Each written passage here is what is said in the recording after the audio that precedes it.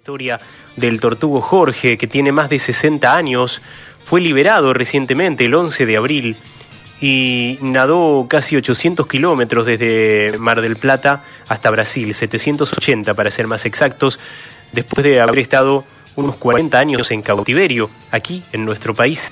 La encargada del seguimiento que se realiza de manera satelital es tresarroyense y se llama Mariela Dacis. ¿Cómo estás, Mariela? Lucas por acá te saluda, buenas tardes.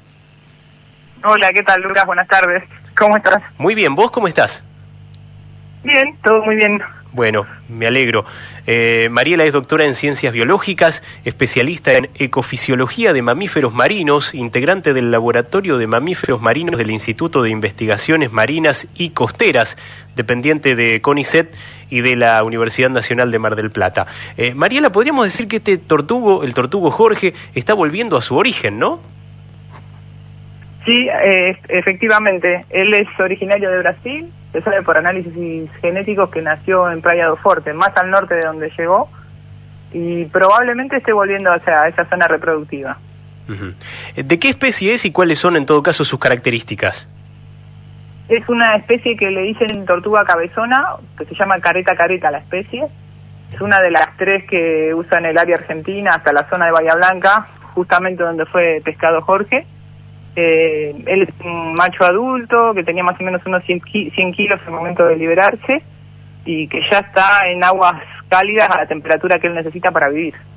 Uh-huh. ¿Se sabe quién le puso el nombre Jorge?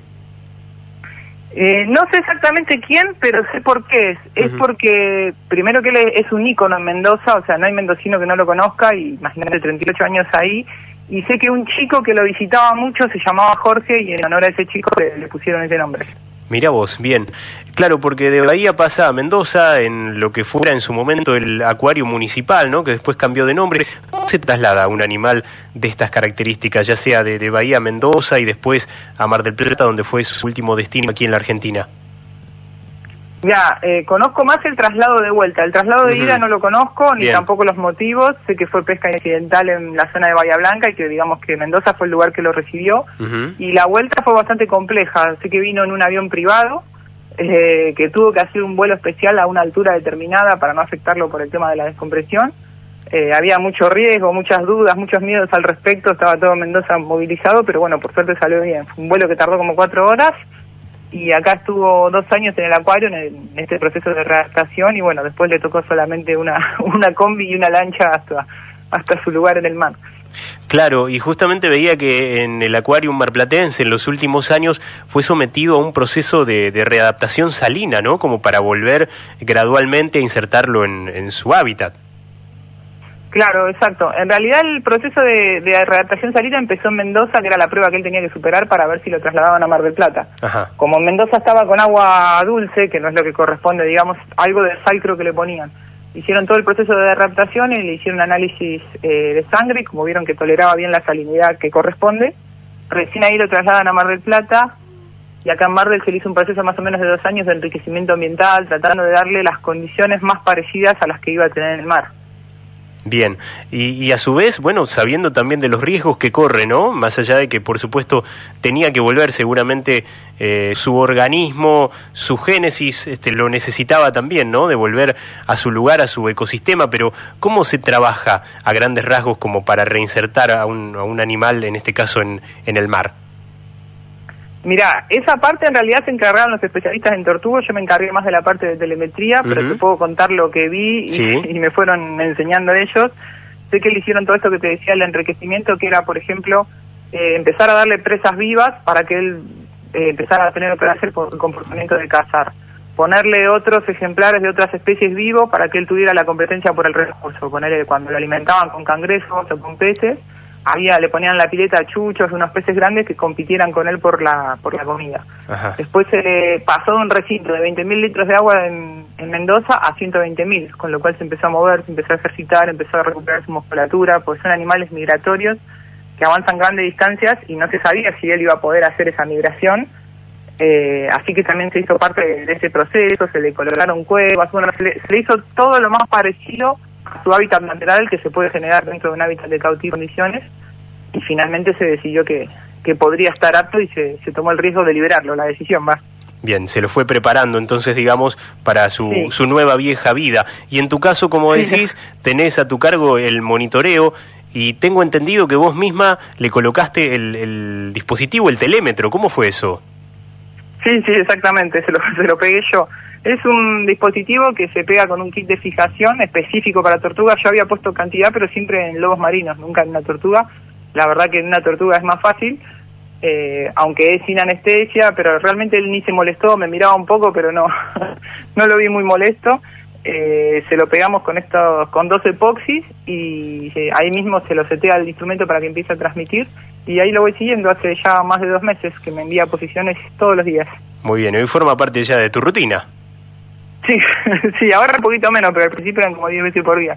Pero bueno, ahora lo miro a la mañana y a la noche y sigue transmitiendo bien, lo cual es una sorpresa, porque no sabíamos cómo iba a estar el tema de las baterías, si iba a resistir la antena, bueno, un montón de cuestiones, desafíos que tenía que sortear Jorge, y el telémetro también, y los dos van muy bien, superando expectativas.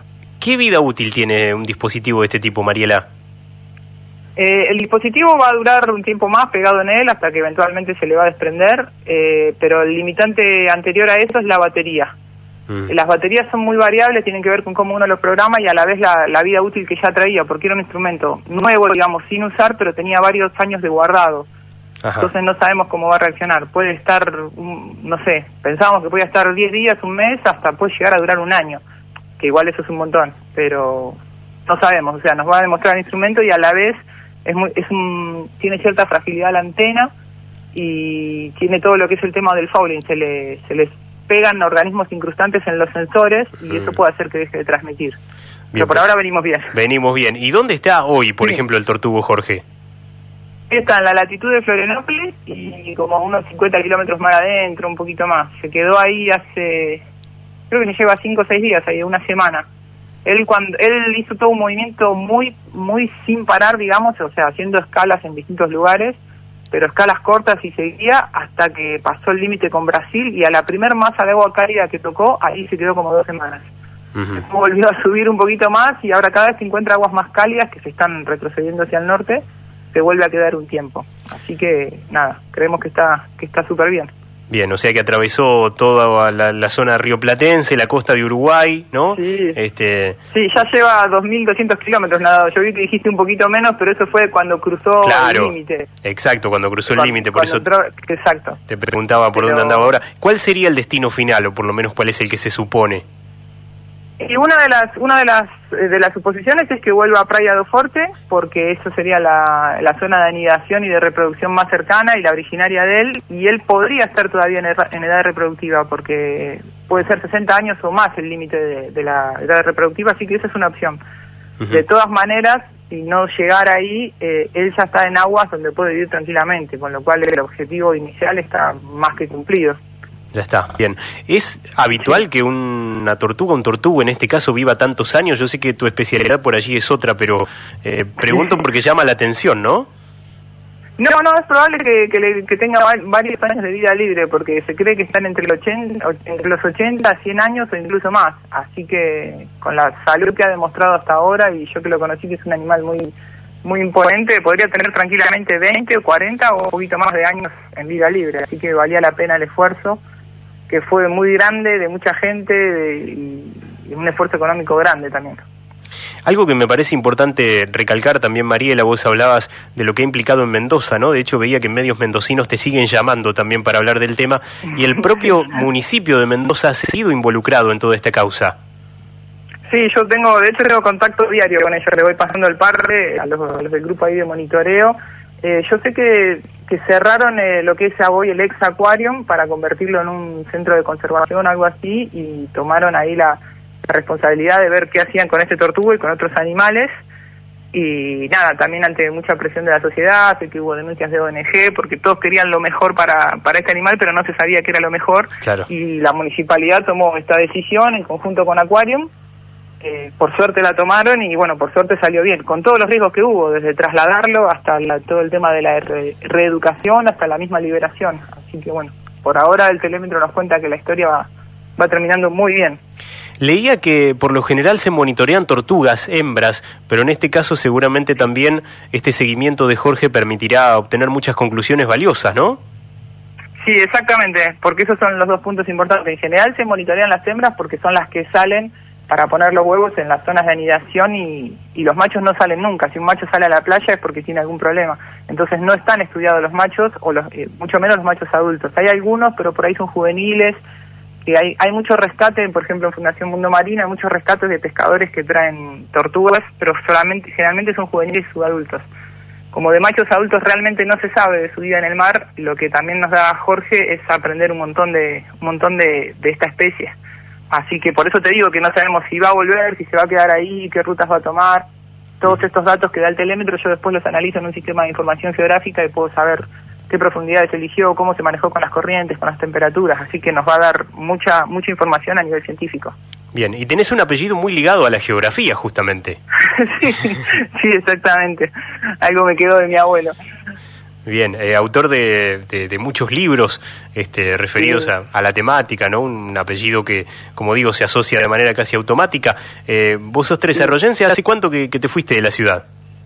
Y me fui a los 17 para estudiar biología y nada, terminé haciendo justamente mi tesis de grado, que me acuerdo que estaba mi tía, con un sistema de información geográfica y también en el doctorado con telemetría satelital, información geográfica, y siempre me decían que tengo ahí los genes de mi abuelo, y un tema que me encanta, y ligado a la biología más todavía.